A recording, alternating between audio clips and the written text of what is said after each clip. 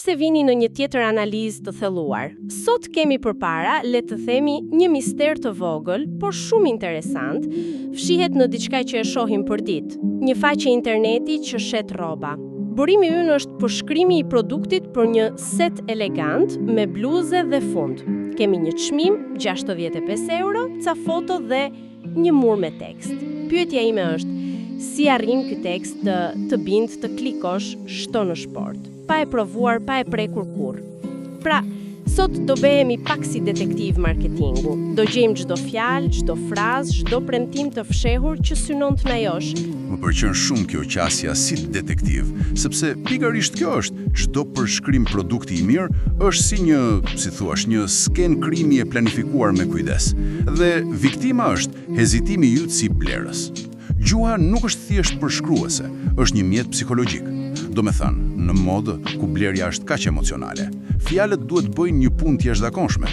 Ato duhet zëvendësojnë dhomën e provës, pasqyrën, ndjesinë e pëlhurës. Kështu që, po, le të kërkojmë gjurmët. Në rregull, atëherë gjurma e parë gjendet gjithmonë në krye. Titulli: Set 2 pjesësh elegant për verën, kombinimi i perfekt i elegancës dhe komfortit. Për mua këto 2 fjalë, elegancë dhe komfort, duket sikur po përpiqen të kenë gjithçka. Zakonisht njëra sakrifikohet për tjetrën, apo jo? Të jesh elegante shpesh do të thotë të mos jesh rehat. A është thjesht një premtim bosh marketingu? Kjo është një piknisje e shkëlqyer, dhe nuk është vetëm një trend në modë, është pasqyrimi një kërkese shumë më të madhe. Ne po jetojmë në epokën e, le ta quajmë, jetës pa kompromise. E shohim kudo. Duam telefona të fuqishëm që janë edhe elegant. Duam ushqim të shijshëm që është edhe i shëndetshëm.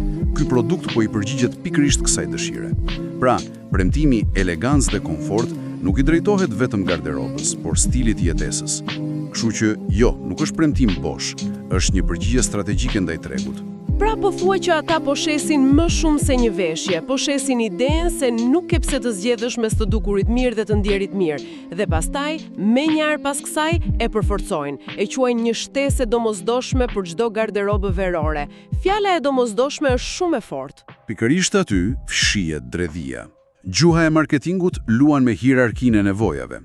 Duke etiketuar si të domosdoshme, ata e zhvendosin produktin nga kategoria luks ose blerje impulsive tek ajo e investimeve inteligjente. Është një mënyrë delikate për t'i dhënë vetes leje për të shpenzuar, nuk po bën qef, po plotson një nevojë. Në rregull, premtimi është bërë, por një premtim ka nevojë për prova, dhe këtu futemi te materiali. Kjo është sfida më e madhe online, sepse nuk mund ta prek. Ata përdorin fjalë si i lehtë, i butë, i frymëmarrshëm, por fraza që më kapi syrin ishte rrjedh bukur mbi trup. Kjo nuk është specifik teknike, është si një poezi e vogël. Si arrin një fjali e tillë të kompensoj për mungesën e prekjes? Ajo që sapo tha quhet kompensim ndijor. Kur një shis mungon, si prekja në këtë rast, gjua duhet të aktivizojë imagjinatën. Rrjedh bukur mbi trup nuk i flet mendjes analitike, i flet kujtesës sonë emocionale.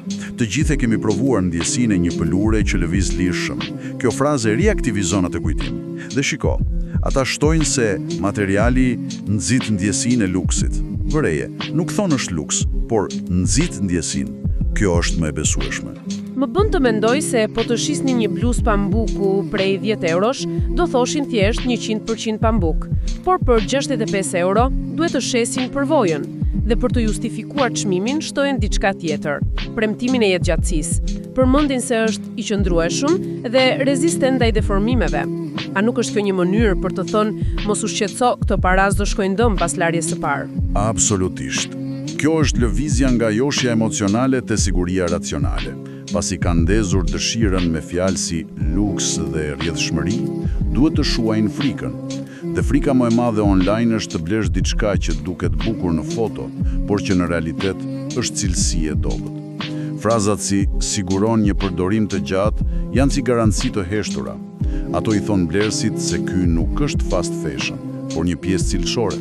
Mirë, ndjesia u krijua, besimi filloi të ndërtohet, por ndjesia nuk mjafton, dizajni duhet ta mbështesë. Dhe këtu, të them të vërtetën, u bëra pak skeptike kur lexova përshkrimin, Një crop top me mëngë të fryra dhe një detaj lidhje përpara. Instinkti im i parë ishte, kjo tingëllon shumë në mod, ndoshta diçka që del nga moda vitin tjetër. A nuk bie kjo në kundërshtim me idenë e investimit? Ky është një vëshkim fantastik dhe tregon pikërisht strategjinë e zgjuar. Po, crop topi me mëngë të fryra është shumë modern, por shiko me çfarë kombinojnë, një fund të gjatë me prerje të drejtë. Ky i dyti është absolutisht klasik, i përjetshëm. Ajo që bëjnë është një balancim perfekt. Me topin tërheqin atë që do të jetë në mod, me fundin sigurojnë atë që do diçka klasike. Kështu e zgjerojnë audiencën. Për më tepër, fakti që janë dy pjesë të ndara, do të thonë, nuk po shesin një veshje për 3 ose 4. Dhe nuk ndalen vetëm te përshkrimi pjesëve, shpjegojnë efektin që krijon në trup. Po citoj: krijon një siluet të hishme dhe të balancuar, duke tërhequr vëmendjen tek beli dhe duke zgjatur vizualisht këmbët. Kjo është e fuqishme, nuk po të shesin më thjesht palur e qepje, po të shesin një siluet, një version më të mirë të vetes. Dhe ky është thelbi i shikjes së modës apo jo? Askush nuk blen një fustan, blen mënyrën si do ndihen me atë fustan. Askush nuk blen këpucë, blen vetbesimin që u jep gjatësia. Duke përshkruar efektin e siluet, ata e zhvendosin fokusin nga produktit e rezultatit e tij si blerëse. Kjo është jashtëzakonisht efektive, sepse lidhet me dëshirat dhe pasiguritë tona. Është si reklamat e makinave, nuk shesin metal, shesin liri dhe status.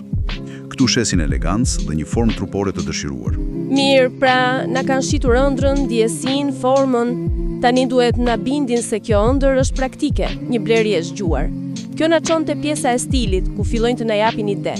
Visheni me sandale të sheshta për ditën, kombinojeni me taka për mbrëmje. Kjo duket si një përpjekje për të ulur atë që quhet kostoja për veshje. Saktësisht. Kostoja për veshje është një llogaritje mendore që bëjmë të gjithë.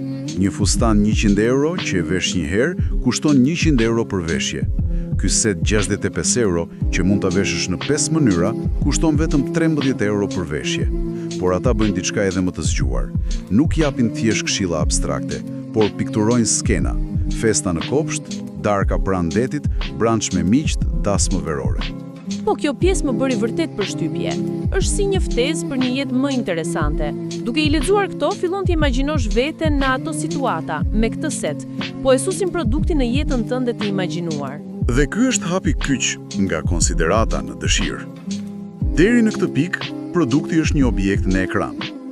Kur fillon të imagjinosh veten me të në një darkë romantike, ke filluar procesin e pronësisë mendore. Produkti nuk është më i tyre, ka filluar të bëhet i yti në mendjen tënde. Kjo e bën shumë më të vështirë të largohesh pa e bler. Ata po shesin jo vetëm një veshje, por edhe kujtimet e ardhshme që mund të krijosh me të. Pasi na quan në këtë udhtim imagjinar, na kthejnë prapë në tokë, te detajet praktike. Dhe kjo pjesë në fillim më dukej pak e mërzitshme. Masit, udhëzimet e larjes. Pse duhet të shpenzojnë kohë duke shpjeguar se duhet lar me dorë në ujë të ftohtë? Duket si bezdi. Se do ta theksonte një shitës se produkti i tij kërkon kujdes të veçantë? Sepse paradoksalisht, që bezdi e vogël komunikon vlerë të lartë. Mendoje pak, udhëzime të tilla nuk i gjen për një bluzë të lirë që e fut në lavatriçe pa u menduar. Udhëzimet e detajuara si larje me dorë, hekurosje në temperaturë të udhët, nënkuptojnë në mënyrë të pavetdijshme se materiali është delikat, i veçantë, me vlerë. Është një sinjal i fshehtë cilësie. Përveç kësaj, kjo ndërton besim. Janë transparent dhe sigurisht qartësimi i paketës 1X crop top dhe 1X fund eliminon çdo paqartësi. Dhe pastaj në fund fare vjen goditja finale. Një seksion i vogël i titulluar Pse do ta pëlqeni këtë set. Këtu ata përmbledhin gjithçka në 5 pika. Elegancë dhe rehati, dizajn bashkohor, detaje sofistikuara e kështu me radhë.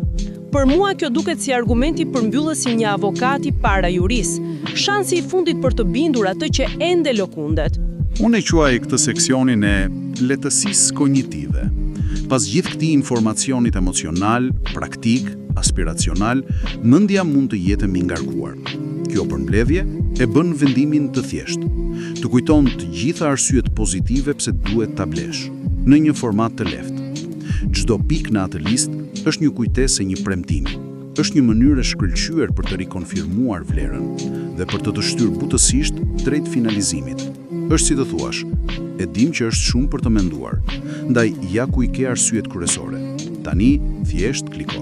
Pra, në fund të këtij dekonstruksioni është e qartë se asgjë këtu nuk është e rastësishme, nga premtimi fillestari, elegancës dhe komfortit, te justifikimi I çmimit, nga shitja e një siluete te krijimi I pronësisë mendore, gjithçka është një narrative ndërtuar me kujdes. Por kishte edhe një gjë tjetër në atë faqe, një detaj teknologjik që më duket se tregon diçka interesante.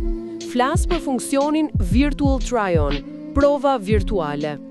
Po, mundësia për të ngarkuar një foto për të parë si të rivjeshja. Një hap I madh përpara në fakt. Por cila pjesë të tërhoqi vëmendjen aty? Pjesa ku shpjegojnë privatësinë. Ata thonë qartë se fotoja nuk ruhet në serveret tanë dhe pastaj japin një këshill. Nëse do ta ruash imazhin tënd me veshjen e re virtuale, sugjerimi I tyre është: mund ta realizoni një screenshot.